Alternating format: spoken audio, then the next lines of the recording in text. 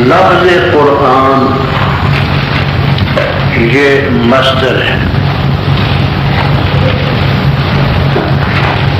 بروزن فرقان و غفران و سبحان۔ علماء عربیت کا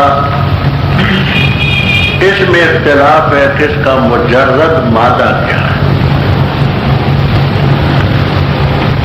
بعض فرماتے ہیں اس کا مجرد مادہ ہے قرانا یقرن ہے۔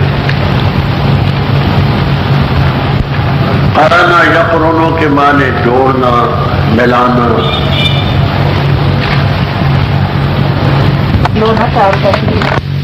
کبھی فاعل کے معنی میں آتے ہیں، کبھی مفعول کے معنی میں آتا ہے۔ تو یہ مبنی للمفعول ہے۔ تو قرآن کے معنی مقرون،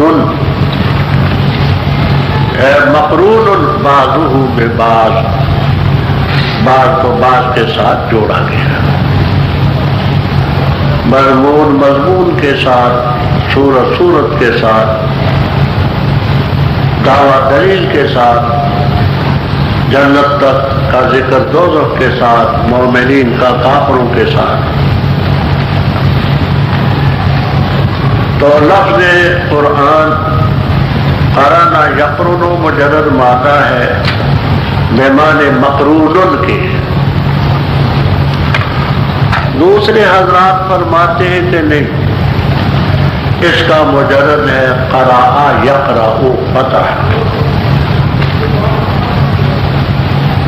اور مبنی للمفعول ہے، معنی یہ ہے مقروء، پڑھی ہوئی کتاب،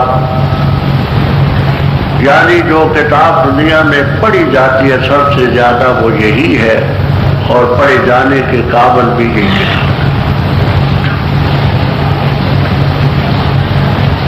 لفظ قرآن تھا